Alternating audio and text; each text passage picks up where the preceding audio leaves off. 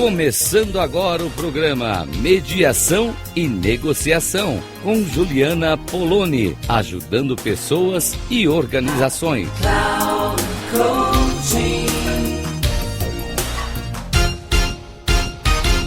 Olá, ouvintes da Rádio Cloud Coaching. É Juliana Poloni falando aqui com vocês. Mais uma oportunidade de estarmos juntos, trocando, refletindo sobre os pontos ligados aos temas de mediação, negociação, colaboração e convivência. Para mim, 4 temas absolutamente interligados, porque para a gente pensar que existem meios de se resolver, de se lidar com os conflitos, para que eles existem? Para que a gente conviva melhor, para que a gente instaure espaços dialógicos, e os espaços dialógicos nos convidam à colaboração. Colaboração não é uma mágica. Colaboração é esforço, é intenção, é consistência, é um modo mesmo de viver. E eu diria para vocês que todas essas coisas que eu venho trabalhando, falando, conscientizando as pessoas, todas essas coisas têm algo em comum, que é uma forma de viver diferente, porque a gente vive a partir de um novo paradigma, de uma nova possibilidade, né, de um novo jeito de estar no mundo. Então tem também aí uma questão filosófica por trás, né, que é como eu quero conviver com as pessoas de uma forma mais pacífica, dialogando, considerando a opinião das pessoas, tendo espaço de escuta, me expressando com autenticidade. Quer dizer, não viver esse jogo que a gente tem na sociedade das pessoas usarem máscaras, né? Não sei se vocês já perceberam a quantidade de máscaras que a gente é convidado a usar. Então, olha, não fala disso aqui porque tal pessoa não gosta, não acredita, como se a gente não pudesse ser diferente. A gente precisa ser diferente, porque nós somos diferentes. Mas precisa caber as nossas diferenças, né? Então não tem espaço para as nossas diferenças. E aí eu estou aqui pensando, né, com muita vontade de falar de um livro que para mim é muito importante, assim, eu acho que ele tem muita relação com o meu trabalho, que é o livro Conversas Difíceis. Eu não sei se vocês já ouviram falar desse livro. Esse livro faz parte do programa de negociação de Harvard. Ele foi escrito por 3 autores, professores lá desse programa de negociação, que são o Bruce Payton, o Douglas Stone e a Sheila Hand. Esse livro, foi traduzido, né, em muitos lugares, em muitos países também. E a gente tem esse livro aqui no Brasil. E uma das coisas que eu gosto muito desse livro é que ele vai ajudar a gente a entender que tem muita coisa que envolve uma conversa. Conversas difíceis vão sempre fazer parte da nossa vida. E é a partir delas que a gente chega num lugar que a gente pode dizer negocial. Porque se eu não tenho uma comunicação com a outra pessoa, como que eu vou é, poder dizer do que é importante para mim, do como que aquilo tudo está me fazendo sentir, é, das coisas que eu acredito e possibilidades, começar a trazer pedidos, propostas, tudo isso se abre a partir de uma comunicação eficiente. Então, eu não consigo negociar se eu não tiver uma primeira etapa, que é a possibilidade de conversa, né? Então, eles também descobriram isso lá, porque eles criaram a partir, né, do desenvolvimento desse programa de negociação da Harvard, eles fizeram uma mudança também, uma proposta de mudança. Essa primeira proposta de mudança é sair da ideia de adversários, de que as pessoas estão uma contra a outra, que para eu negociar eu preciso levar vantagem, uma grande vantagem sobre o outro. Então, desde 1981, esse livro foi publicado, né, o livro Como Chegar ao Sim, que inaugura essa ideia desse programa, né, de criar uma metodologia colaborativa para a negociação. Então, sair da ideia de um contra o outro, onde um ganha e o outro perde, para a ideia de que nós estamos juntos, nós estamos interessados conjuntamente em resolver um problema.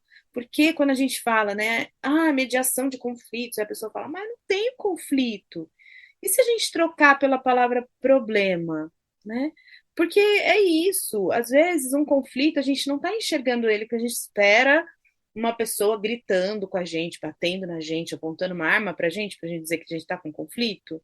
Não, às vezes o conflito, a gente tem conflitos internos, inclusive, né? Quando você para e pensa, nossa, o que eu vou fazer com essa situação? Isso é um momento de conflito. E eu gosto de dizer que a mediação e a negociação, eles são processos de tomada de decisão, porque a partir na mediação eu tenho apoio de uma terceira pessoa, que é esse mediador. Por quê? Porque a comunicação está muito comprometida entre as pessoas que estão negociando ali. Se eu tenho uma negociação, se eu tenho uma comunicação já eficiente, eu já posso fazer uma negociação diretamente. Então, na negociação, não tem essa terceira pessoa apoiando, né? E na mediação tem, essa é a diferença de uma coisa e de outra. Só que toda mediação contém uma negociação. Toda mediação vai chegar numa etapa onde as pessoas vão negociar os seus interesses, vão colocar os seus interesses na mesa.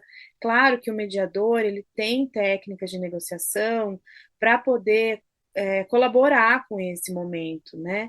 Contribuir, porque as pessoas às vezes não têm isso. Existem negociadores formados que habilitados, fizeram vários cursos e sabem sentar numa mesa e fazer isso sozinhos? Existe, claro que existe.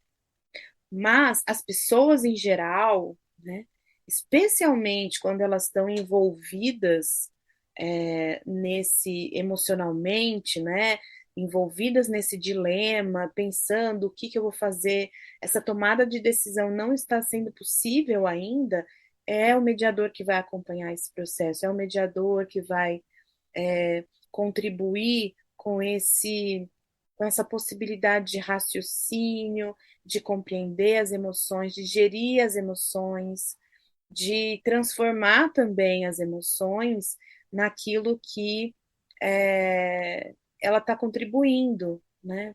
Então, assim, e aliás, isso é um parênteses aqui, né? Embora eu não fosse falar disso, mas não consigo não trazer isso agora para vocês, que tem um monte de gente que senta e fala, olha, eu não quero saber desse negócio de mediação, porque eu não quero ficar falando de sentimento, não preciso disso, eu quero resolver isso objetivamente. Isso é uma coisa que eu escuto muito. E eu realmente acho isso muito engraçado, porque é um desejo que a gente tem de não tocar nas coisas que nos cutucam, nos machucam, né? E isso já demonstra que tem emoção ali, né? Que não tem como ser objetivo. Mas é um processo, a pessoa vai ganhando confiança. E tá tudo bem que ela fale isso no começo, porque quando ela fala isso, ela tá dizendo: eu quero me proteger, eu não quero me expor, eu quero cuidado comigo, eu quero ir devagar. Tem muitos pedidos aí quando ela faz esse pedido no começo da mediação, e aos poucos, quando essa pessoa vai sentindo esse processo de geração de confiança, de criação de um espaço dialógico, que é seguro sim expressar as vulnerabilidades, expressar os seus medos, as suas preocupações, como isso tudo está mexendo com você, mas num lugar, num espaço seguro, porque realmente não é seguro falar de sentimento para qualquer pessoa, não é seguro expressar suas vulnerabilidades em qualquer espaço. Realmente é uma proteção, e que bom que a pessoa toma essa atitude, esse cuidado. E aí, aos poucos, a gente vai fazendo isso na mediação, tá?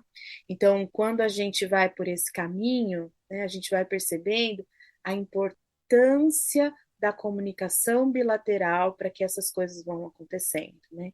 Então, quando a gente pensa também nas propostas que vão surgir lá na negociação, eu preciso confiar que essas propostas vão ser olhadas a princípio, né, sem compromisso, sem julgamento, para a gente poder ser criativo, pensar o que precisar. Então, várias coisas que compõem uma negociação, elas estão muito atreladas à confiança que vai se estabelecendo a partir das conversas. Então, por isso que o Conversas Difíceis, ele é muito eficiente, muito útil para a gente compreender como funciona esse processo, né? Então, eu gosto muito que eles trazem, no início do livro, eles trazem a ideia de pessoas que passaram, né, por esses processos de conversas difíceis e tiveram as suas negociações, suas tomadas de decisão bem-sucedidas, né? E o que se chama de bem-sucedido? Bem-sucedido é aquilo que atuou de maneira construtiva, tratou os assuntos difíceis de maneira construtiva. As pessoas saíram daquele momento com a sensação mesmo de tranquilidade, de justiça, às vezes, né? De. O que mais que eu estava pensando aqui? De sustentabilidade, que é uma palavra que eu gosto muito de usar com os meus clientes. Fazer um acordo, sabe, sem aquele lugar do, ai, tá bom, vamos fazer esse acordo. Fazer um acordo com um lugar de sustentabilidade, de legitimidade para esse acordo, né? Às vezes a pessoa ela está buscando essa sensação, essa coisa da justiça mesmo, sentir que a justiça foi feita, né? Algumas pessoas não têm alguns acordos, algumas coisas estão mais equilibradas, as pessoas não têm muito essa necessidade tão viva assim, mas muita gente tem, né? E trazer essa sensação, então, nossa, foi feito algo, encontramos o equilíbrio, encontramos a justiça aqui. Então, tem tudo isso por trás desse processo, né? É o desejo de todo mundo. E aí, quando a pessoa passa por esse processo, né, dessas conversas difíceis e que acabam caminhando dessa forma construtiva, o que elas contam? Elas contam que elas passam a se respeitar mais, respeito por si próprio. Então, eu compreendi nesse processo o que me toca, o que é importante para mim, como que eu estabeleço os meus limites. É um processo também de autodescoberta e de valorização de si mesmo, né? Na ideia também da autoconfiança que elas trazem. Eu dou conta de resolver conflitos, não preciso que alguém resolva isso para mim, né? Eu dou conta, e isso dá uma sensação mesmo do empoderamento, uma palavra que no Brasil a gente tem um pouco de dificuldade de lidar com ela, porque a gente pensa que dar poder, né? E no Brasil a gente tem um pouco, e na verdade o ser humano tem a distorção do poder, né? Mas a palavra power é força. Então é eu retomar a minha própria força. Quando a gente fala de empoderamento, a gente não fala que alguém vai dar isso. Alguém vai dar a oportunidade para a pessoa reconhecer e ver emergir a sua própria força. Não é de fora para dentro, é um processo interno mesmo que vai acontecendo. Só que precisa da condição para isso acontecer. Então, por isso que muitas vezes a gente pensa na palavra empoderamento como vindo de fora para dentro, mas não é. Eu vou fazer, vou criar possibilidades, criar oportunidade para isso acontecer. E as pessoas falam também de uma maior sensação de integridade. O que é essa maior sensação de integridade? É a pessoa poder reconhecer que ela cuidou do que era importante para ela. E isso a gente só faz se a gente para pensar. Por quê?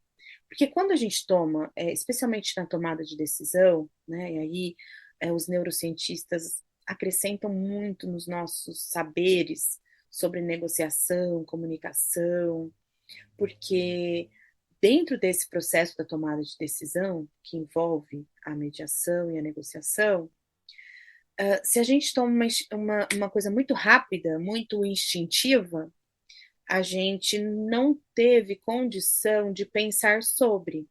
Então, a mediação é justamente esse processo, e a negociação também, né? Justamente esse processo para a pessoa ir pensando sobre aquele assunto, projetando o futuro.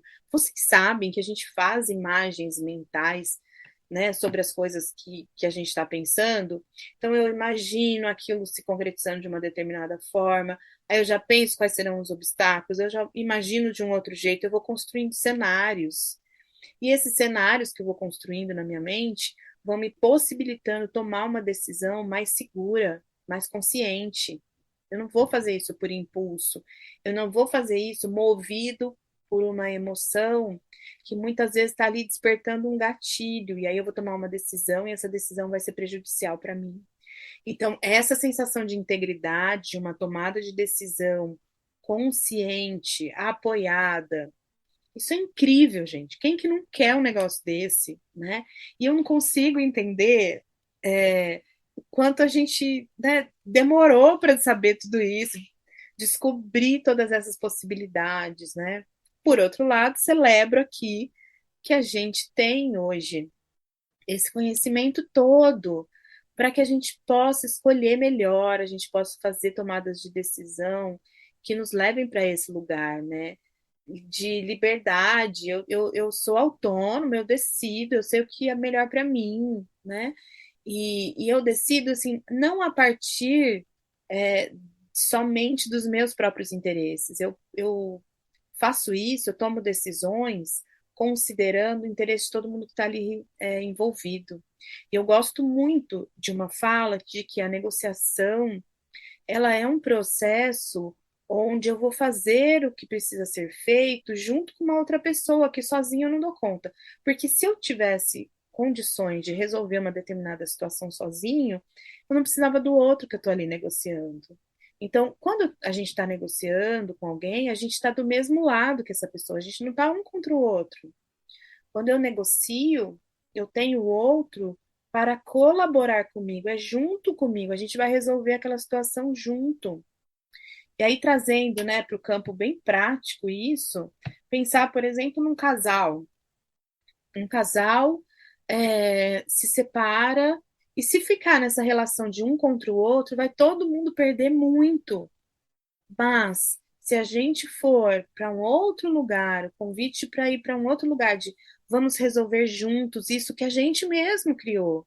Não deu certo a nossa relação, só que a gente tem outras coisas para cuidar, especialmente filhos, quando tem filhos. Então, a gente assume o cuidado pelos nossos filhos desse mesmo lugar de juntos e não de separados. E não de, né, por isso que essa ideia, né, a separação, ela é algo que diz respeito àquela primeira relação constituída, mas estamos juntos no que diz respeito ao como a gente vai cuidar dos efeitos daquilo que a gente construiu e daquilo que a gente escolheu. Então, essa tomada de decisão, se tomar decisão no impulso, se tomar decisão desse lugar do gatilho, da vingança, da raiva, vai tomar decisões que vão prejudicar a todos. E depois, essa sensação de integridade que as pessoas que foram ouvidas pelos autores do Conversas Difíceis, essa sensação de integridade não vai aparecer. Vai vir culpa, vai vir raiva de si mesmo. Então, todos esses efeitos que as pessoas colocam como resultado daquilo que elas obtiveram, fazendo uma conversa difícil de maneira construtiva, se a gente vai pelo outro caminho, é tudo contrário. Eu vou sentir muita raiva de ter tomado aquela decisão. Como que eu, né, as pessoas, eu escuto também pessoas que vão falar assim: nossa, como que eu fui burra, eu não acredito que eu fiz aquilo. Nossa, por que que eu fiz isso? Nossa, eu estava tomada por tanta raiva. Que, que, que pena que eu escolhi dessa forma naquela época. Né? Hoje eu estou colhendo as consequências, todo mundo vai colher consequências disso. Só que as consequências de um assunto difícil tratado de maneira construtiva, elas não aparecem tanto porque elas vão levar a vida fluida. Agora, as consequências, quando a gente toma essas decisões de forma impulsiva, destrutiva, a gente vai lembrar disso com mais frequência. Então, esse fica o convite meu aqui para vocês. Se você quiser mais conversar mais vezes sobre isso, Se você quiser, tiver aí com uma situação, uma tomada de decisão que esteja muito difícil, fala comigo, eu vou ter muito prazer em te apoiar. Eu venho fazendo isso com muitas pessoas, já são, né, nesse ano de 2022 aí, já são tantos casais, tantas famílias, tantas empresas, tantas equipes que estão vivendo esse processo, que já viveram, que me deram feedbacks de estar dando tudo certo, né? Desse lugar de integridade. Então, se você quiser saber de tudo isso, você pode fazer contato comigo pelas minhas redes sociais, eu estou em todas, menos no Twitter, tá? Então, eu estou no LinkedIn, no Instagram e no Facebook. E também pelo meu WhatsApp, que é 11 95383 9689. Um abraço e até o nosso próximo encontro por aqui nos nossos programas da Cloud Coaching.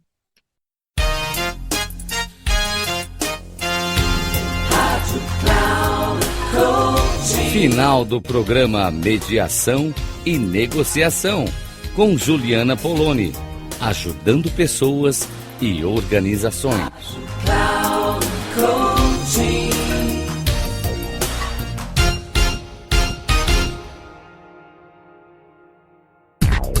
Não perca Mediação e Negociação com Juliana Poloni, ajudando pessoas e organizações.